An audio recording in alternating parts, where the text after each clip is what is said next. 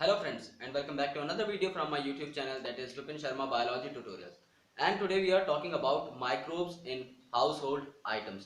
तो जो डेली के कुछ ऐसे काम हैं जिनमें माइक्रोब्स हमारी बहुत सारी हेल्प करते हैं, आज हम उनके बारे में पढ़ने जा रहे हैं.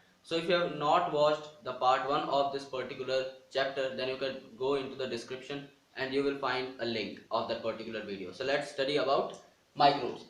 कुछ ऐसे माइक्रोब्स हैं जो हमारी डेली लाइफ में बहुत सारे काम करते हैं हमारे, और उनमें से सबसे जो इम्पोर्टेंट है जो एनसीईआरटी में गिवन है, जिसपे से काफ़ी बार क्वेश्चंस भी आते हैं. तो आज हम डिस्कस करेंगे उस बैक्टीरिया के बारे में और जितने भी क्वेश्चंस उस पे से आते हैं उसके बारे में. So the first one is lactobacillus. नाम ही इसके बारे में सब कुछ बता रहा है. Lacto simply means lactose.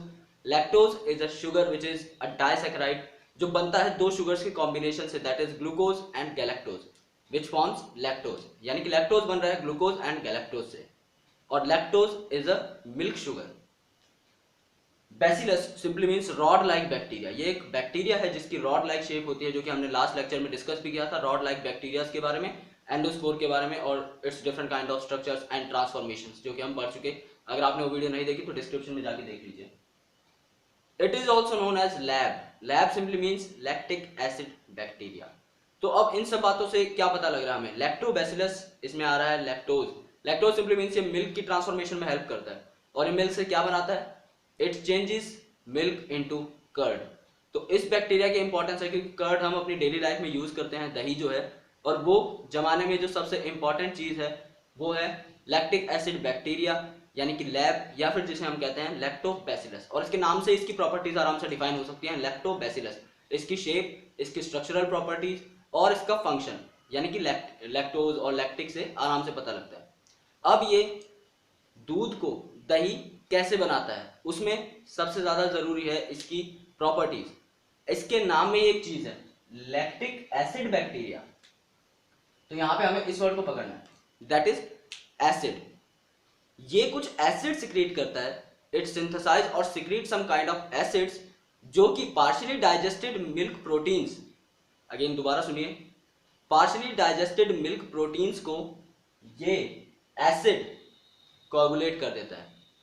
और जो पार्शियली डाइजेस्टेड मिल्क प्रोटीन्स है, after coagulation they are known as curd. तो इट्स वेरी सिंपल कि लैब जब हम किसी उसमें डालेंगे मिल्क में, तो उसके बाद वो क्या करेगा कि different kind of acid secrete करेगा. वो acids partially digested milk proteins को कोएगुलेट कर देंगे और उसे कन्वर्ट कर देंगे कर्ड में. अब सबसे जरूरी बात कि हमें ऐसा पता है कि जब हम दही जमाते हैं तो उसके लिए दूध में थोड़ा सा दही डालना पड़ता है पहले से. It works as a starter. तो उसकी जो प्रॉपर्टीज है कि क्यों डालना पड़ता है, उसके लिए एक पर्टिकुलर रीजन है कि उसमें खुद लैब प्रेजेंट होता है. ये जो लैक्टिक एसिड बैक्टीरिया है ये खुद कर्ड में प्रेजेंट होते हैं, तो हमें एक्सटर्नली वो थोड़े से देने पड़ते हैं, जिसे हम कहते हैं इनोक्यूलम. यानी कि स्टार्टिंग में हम जो भी LAB यानी कि लैक्टिक एसिड बैक्टीरिया ऐड करेंगे in the form of curd, उसे हम कहेंगे इनोक्यूलम और स्टार्टर, जो कि दोबारा डाइजेस्ट कर देगा पार्शियली डाइजेस्टेड मिल्क प्रोटीन्स को, कोएगुलेट कर देगा, and it is going to convert that particular milk proteins into curd, और आराम से दही जम जाएगा जो कि हम खा सकते हैं उसके बाद, that is edible. उसके बाद एक इंपॉर्टेंट क्वेश्चन जो काफी बार आया है और जो दिमाग से स्किप हो जाता है, लैब के 3 फंक्शंस होते हैं. अभी हमने एक फंक्शन पढ़ा that it transforms milk into curd. इसके अलावा 2 फंक्शंस और होते हैं. तो कई बार क्वेश्चन ऐसा पूछ लिया जाता है कि which of the following is not the function of lab और लैक्टोबैसिलस. तो इसके जो 3 फंक्शंस है हमें वो पढ़ने हैं. अगर हमें वो याद है तो हम चौथे फंक्शन को इरेडिकेट कर सकते हैं और वही हमारा आंसर होगा. तो इसके 3 फंक्शंस मेन है. One is to transform milk into curd. The second one is कि ये इंक्रीज करता है विटामिन B12 की कंसंट्रेशन. विटामिन B12 या फिर विटामिन B12 जिसे हम कहते हैं, उसकी कंसंट्रेशन को लैब इंक्रीज कर देता है कर्ड में. तीसरी चीज कि ये डिजीज कॉजिंग जो माइक्रोब्स होते हैं या फिर different kind of infective microbes होते हैं, उनकी ग्रोथ को चेक करता है. तो ये इसके 3 मेन फंक्शन है कि एक तो ये कर्ड बना रहा है, सेकंड ये विटामिन B12 की कंसंट्रेशन को इंक्रीज कर रहा है, और सेकंड ये डिजीज कॉजिंग माइक्रोब्स या फिर जो डिफरेंट काइंड ऑफ माइक्रोब्स हैं हमारी बॉडी में, उसको उनकी ग्रोथ को टेस्ट कर रहा है या फिर चेक कर रहा है. ये 3 इसके मेन फंक्शन है. नाउ एक चीज आती है dough which is formed from the fermentation. और ये फर्मेंटेशन करते कौन है? ये भी माइक्रोब्स ही फर्मेंटेशन करते हैं. वो हो सकते हैं different kind of bacterias, different kind of east, जो कि फर्मेंटेशन करके डो बना देते हैं. फॉर एग्जाम्पल हमें इडली बनानी है या डोसा बनाना है, तो उसके लिए हम जो डो यूज़ करते हैं उसमें भी फर्मेंटेशन प्रोसेस बहुत ज़्यादा इंपॉर्टेंट होता है, और वो फर्मेंटेशन करता है bacteria, and we know very well that bacteria is a microbe.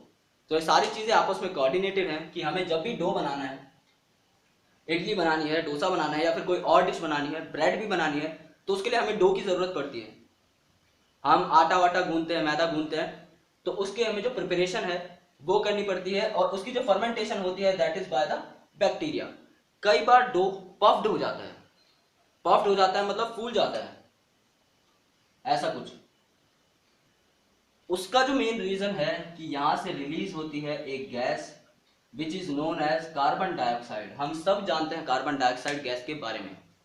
ये क्वेश्चन आ जाता है कि the puffed up appearance of dough is due to release of which of the following gases. आपको 4 ऑप्शंस दिए होंगे, लेकिन आपको टिक करना है सिर्फ और सिर्फ कार्बन डाइऑक्साइड। ये यहाँ पे 2 बार क्वेश्चन आएगा, एक बार तो जब हम डो पढ़ेंगे और दूसरी बार जब हम चीज पढ़ेंगे, क्योंकि चीज की भी कई बार पफ्ड अप अपीयरेंस हो जाती है, या फिर उसमें जो छेद हो जाते हैं। कई टाइप ऑफ हम स्विस चीज अगर देखते हैं तो उसमें काफी सारे होल्स होते हैं, वो जो होल्स होते हैं वो भी होते हैं due to the release of carbon dioxide gas.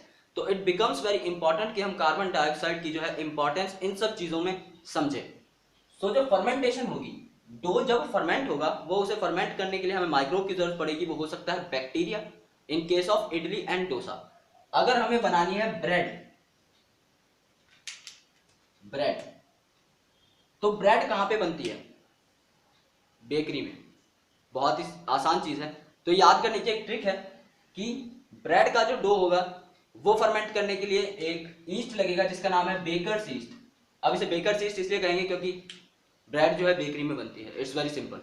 तो बेकर्स ईस्ट, और बेकर्स ईस्ट का साइंटिफिक नाम है Saccharomyces cerevisiae. This is the name of baker's yeast, Saccharomyces cerevisiae. अब सैकेरोमाइसिस सर्वाइसी को याद करने का सिंपल सा तरीका ये हो सकता है कि हम इसे SC करके याद कर लें। SC जो है वो सुबह सुबह ब्रेड खाता है, या फिर सुप्रीम कोर्ट के बाहर जो नाश्ता होता है सुबह उसमें ब्रेड मिलती है, कुछ ऐसा करके। जैसे भी हो, जैसा भी हमें अप्रोप्रिएट लगे, लेकिन हमें ये सारी चीजें याद हो जानी चाहिए, क्योंकि कई बार पूछ लिया जाता है कि which of the following is baker's yeast. तो ये हमारे टिप्स पे होना चाहिए that baker's yeast is Saccharomyces cerevisiae. उसके बाद बात करते हैं फर्मेंटिंग पाम सैप। कुछ ट्रेडिशनल ड्रिंक्स होती हैं। अब जैसे बात करें हम साउथ इंडिया की, तो साउथ इंडिया में कुछ ट्रेडिशनल ड्रिंक्स पी जाती हैं जिन्हें हम कहते हैं ताड़ी। आपने सुना होगा काफी मूवीज में भी, जो बड़े से एक मतलब कि कंटेनर में लेके काफी बार पार्टी वार्टी होती है तो पीते हुए दिखाते हैं मूवीज में, वो ताड़ी होती है। उसका इंग्लिश नाम है toddy. Toddy is a traditional drink of south India. और वो कैसे बनती है? पाम सैप, पाम के सैप। सैप अगर हम पढ़ें तो हमने एसेंट सैप थ्योरी में भी पढ़ा था कि सैप मतलब कि किसी प्लांट के अंदर का जो लिक्विड मैटर है या फिर उसके जो न्यूट्रिएंट मैटर है उसे सैप कहते हैं। तो जब भी उसके सैप को, यानी कि जब भी पाम के सैप को हम फर्मेंट करवा देंगे तो उससे एक ड्रिंक बनेगी जिसका नाम है टॉडी, जो कि साउथ इंडिया की ट्रेडिशनल ड्रिंक है। तो इसमें 2 बातें नोट करने लायक हैं। एक तो टॉडी साउथ इंडिया की ट्रेडिशनल ड्रिंक है, सेकंड कि ये सिर्फ पाम सैप के फर्मेंटेशन से ही बनेगी। किसी और चीज का नाम देके हो सकता है आपको ऑप्शन में कंफ्यूज किया जा सके।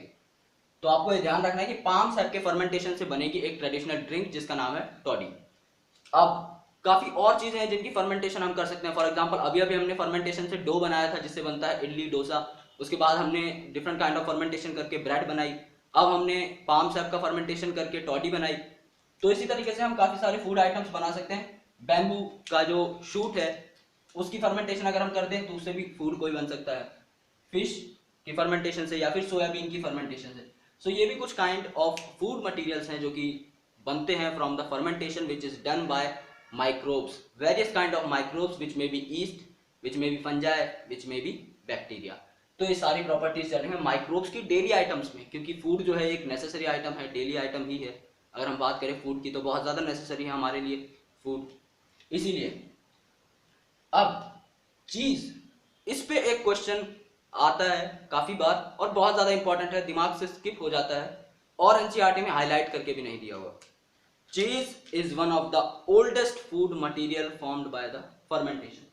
बैक्टीरिया का यूज करके, अगर पूछा जाए कि बैक्टीरिया का यूज करके सबसे पहले कौन सी फूड आइटम बननी स्टार्ट हुई थी, कौन सी सबसे ओल्डेस्ट ऐसी आइटम है जो बैक्टीरिया के यूज से बननी स्टार्ट हुई थी, तो उसका आंसर सिंपली हमें चीज करके आना है, बिना सोचे समझे टिक लगा दो, दैट इज चीज। चीज डिफरेंट टाइप के हो सकते हैं, टेक्सचर से हम पता लगा सकते हैं, फ्लेवर से, स्मेल से, या फिर एक्सटर्नल अपीयरेंस से और टेस्ट से। अब टेक्सचर कैसा हो सकता है, अगर हम बात करें स्विस चीज की, हमने 2 मिनट पहले बात की थी कि कुछ चीज ऐसे होते हैं, जैसे कि हमने टॉम एंड जेरी, आप सबने देखा होगा बचपन में, टॉम एंड जेरी में एक ऐसा चीज होता था, ऐसा, ये जो चीज है इसमें बड़े बड़े होल्स होते थे, और इस होल्स को हम, मतलब इस चीज को हम कहेंगे स्विस चीज। और इन होल्स की वजह है एक gas, that is carbon dioxide, जो कि हमने अभी अभी डिस्कस करी थी, which is also responsible for the puffed up appearance of dough. और वही वजह है स्विस चीज में बड़े बड़े होल्स होने की। तो हमने अभी बात की कि चीज अलग अलग तरीके का हो सकता है डिपेंडिंग अपॉन इट्स टेक्सचर।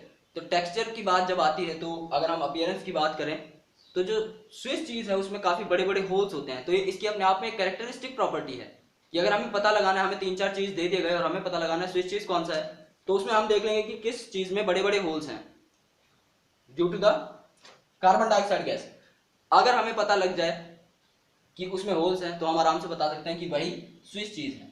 अब इसके पीछे एक और बैक्टीरिया का हाथ होता है इस जो है चीज को बनाने में, और उस बैक्टीरिया का नाम है प्रोपियोनी बैक्टीरियम शर्मानी। शर्मा जी ने नई दुकान खोली है चीज की, प्रोपियोनी बैक्टीरियम शर्मानी। ये जो शर्मा जी का लड़का है जो हर बार टॉप करता है, वो यहाँ पे हमें मिल गया। तो जो स्विस चीज है वो बनता है प्रोपियोनी बैक्टीरियम शर्मानी से, विच इज अ बैक्टीरिया। आपको ये सब बातें याद रखनी है। इस चैप्टर में खासकर सबसे ज्यादा इंपॉर्टेंट चीज यही है कि कौन सा एग्जाम्पल फंजाई का है, कौन सा एग्जाम्पल बैक्टीरिया का है, और कौन सा एग्जाम्पल ईस्ट का है। जैसे कि हमने यहाँ पे पढ़ा था Saccharomyces cerevisiae which is a yeast. ये सारी चीजें हमने पढ़ी, प्रोपियोनी बैक्टीरियम शर्मानी बैक्टीरियम, इसके नीचे कोई चीज आएगी फंजाई, उसके बाद हो सकता है फिर से दोबारा ईस्ट आ जाए या फिर बैक्टीरिया आ जाए। तो हमें हर चीज का एग्जाम्पल याद रखना है कि ये चीज हो किसकी वजह से रही है, और उनकी कैटेगरीज कि आखिर ये बैक्टीरिया है, ईस्ट है, फंजाई है क्या।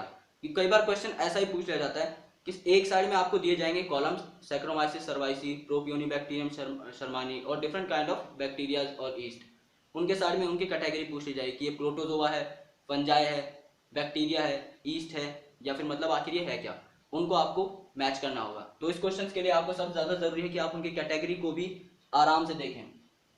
नाउ एक और तरीके का चीज होता है जिसे हम कहते हैं रॉकीफोर्ट चीज। रॉकीफोर्ट चीज में अब क्या खास बात है, रॉकीफोर्ट चीज की खास बात यह है कि इसको जब प्रोसेस करवाया जाता है, इसकी जब फाइनल इसको टच दिया जाता है, तो इसके लिए रिस्पॉन्सिबल होता है एक fungi. That is very important, क्योंकि इससे पहले हम ऊपर देख रहे थे Propionibacterium shermanii which is bacterium, नाम ही है प्रोपियोनी बैक्टीरियम, बैक्टीरिया, नाम ही आंसर मिल गया हमें।